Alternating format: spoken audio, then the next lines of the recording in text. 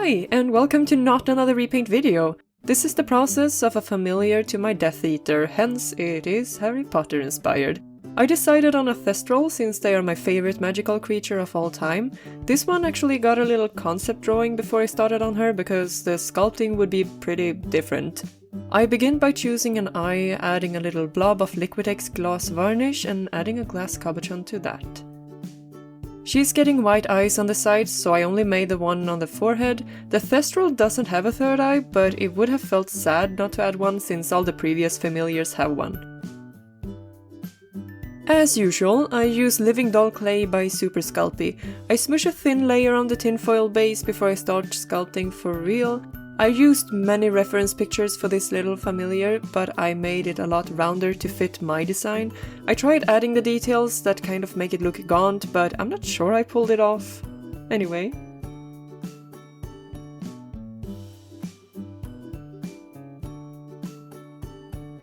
I also made holes for the eyes before adding more details with my dotting tool. The Thestrals have beaks, so I made one and I attached it to the head. I love these creatures, even though they aren't real, but I would rather have a Thestral than a unicorn.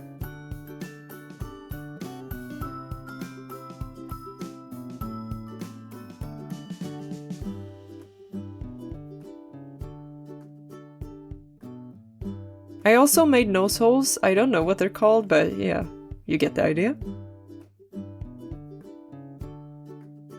Finally, some details before it went into the oven. While that was baking, I made the arms and legs. Again, I turned to my reference pictures and realized that the feet looked like hooves with claws on them, so that was what I was going for.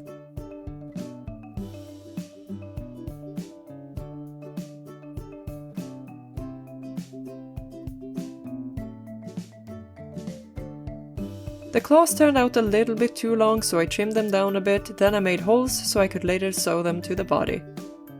The eye had dried and the faceplate was semi-baked, so I cut it out and applied it like usual to the forehead. I love the color of this one. So instead of baking it all the way through by doing it for 20 minutes, I baked it for 10 minutes. That way the outer layer is hardened and can be sculpted on, but the risk of the clay cracking is reduced. So that's a neat little trick.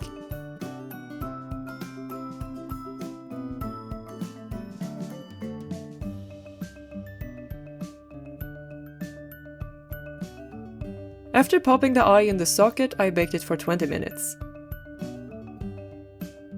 And there we go. It looks pretty cool. It's broader than my concept, but it's still pretty cool.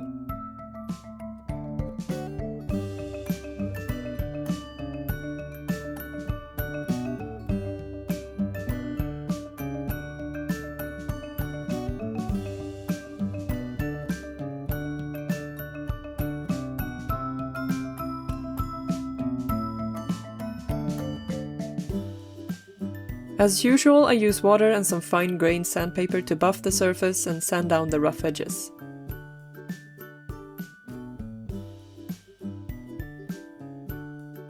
Then I moved on to the body. I used this black faux lamb fabric. I love it so much. It feels like, you know, a real lamb somehow. It's quite freaky. I traced and cut out 4 of my little base pattern. They kind of look like ghosts.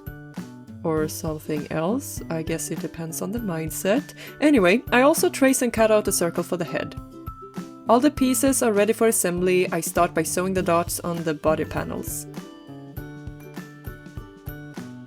To avoid getting fuzz in my sewing machine, I use paper underneath. It helps a lot with the feeding too. The next step is sewing the sides, leaving a seam for the stuffing and adding the cotter pin joint.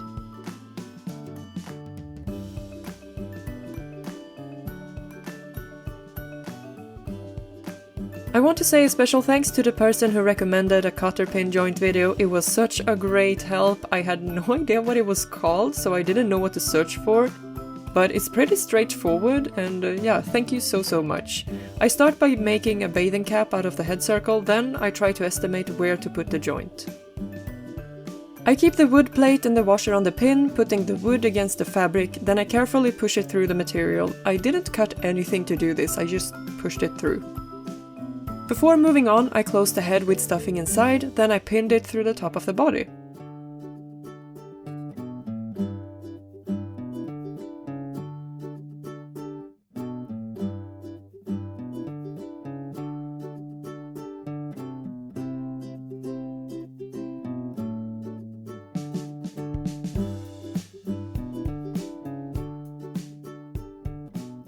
Then I add a wooden disc and a washer on the pin. Finally, I bend the legs on the pin to seal it.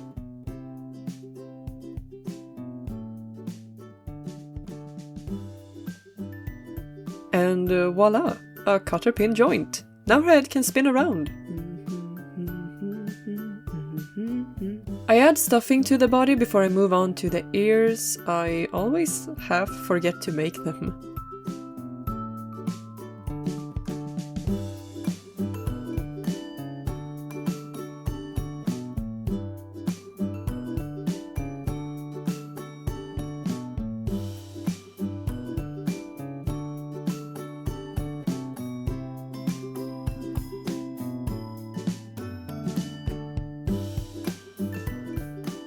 In the end, I have a body, ears, faceplate, arms, and legs. Time to work on some airbrushing.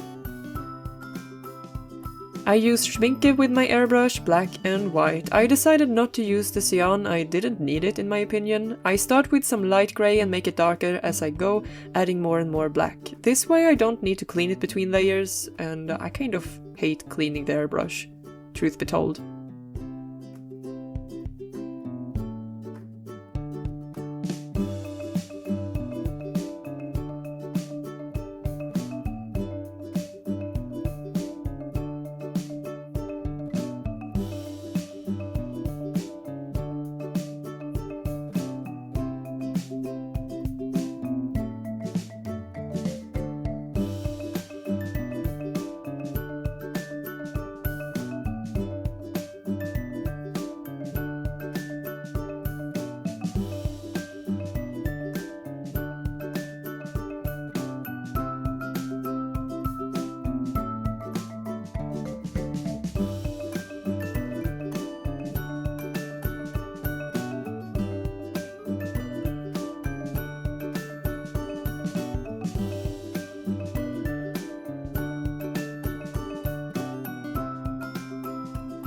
I finish it with a layer of Liquitex matte varnish for that extra non-sparkle.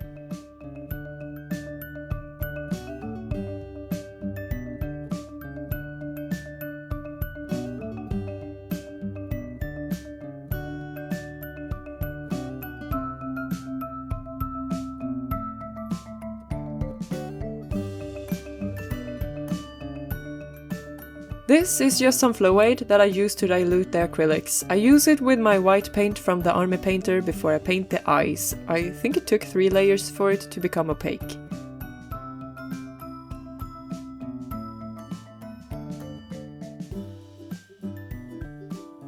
Just for fun, I use black 3.0 around the iris to make it extra dark. I love this paint, it's so cool, but with the shipping and customs fee and everything, I think it came down to a price of around $50 or $60 US, which was expensive. Thank you, Brexit and PostNord.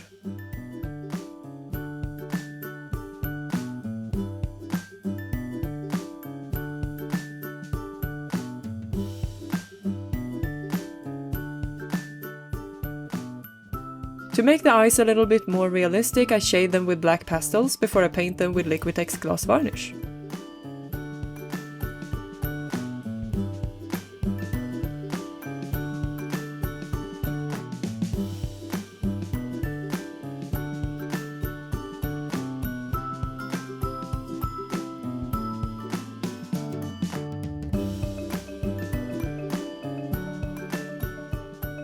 And there we go, the faceplate is done. It looks pretty cool, honestly. Next, I close the seam on the body.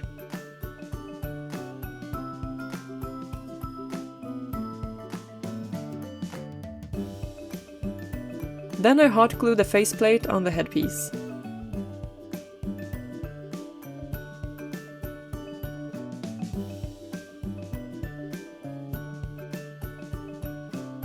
Then I add the ears first, so I don't break the claws on the hands and feet. I make a stitch 1.5 centimeter underneath the top stitch to make the ears lay somewhat flat, then I add the feet and hands.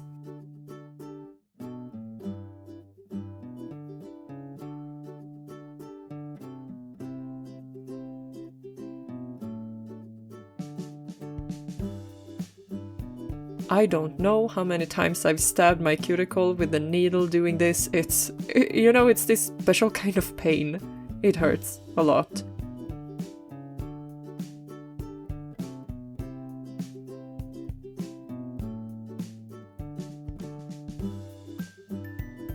The Thestral speaks to my inner goth, so she got some piercings.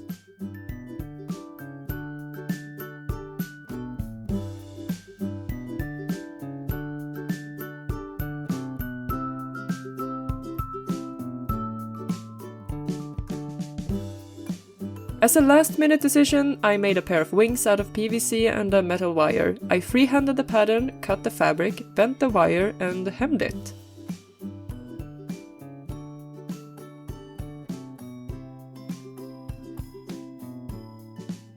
This is before sewing and this is after.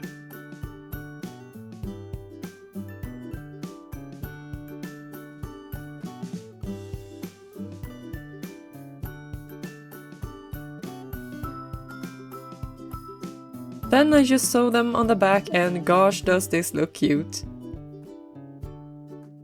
With this I finished my Harry Potter theme. It was so much fun. Now I feel like rewatching the movies. It will be an Easter project, definitely.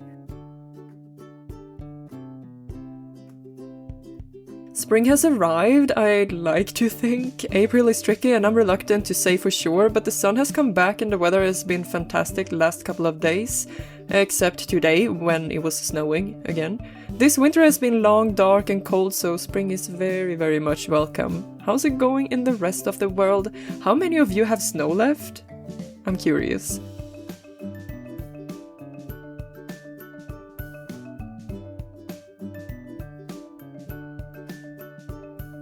I'm taking this opportunity to thank my awesome patrons. Thank you so much for the love and support. This familiar will be up in 48 hours on my Patreon with a question. The first person to answer correctly wins her. It's pretty simple.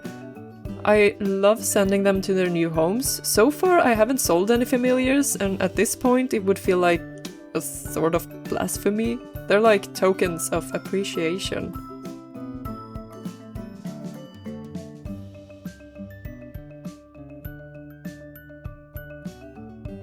Enough random rambling, here is the result. A little goth. She's different from my usual ones, but I love her. She looks so fierce and definitely a unique character in my little famville. I hope you enjoyed watching the process of my little Thestral familiar. Until next time, bye!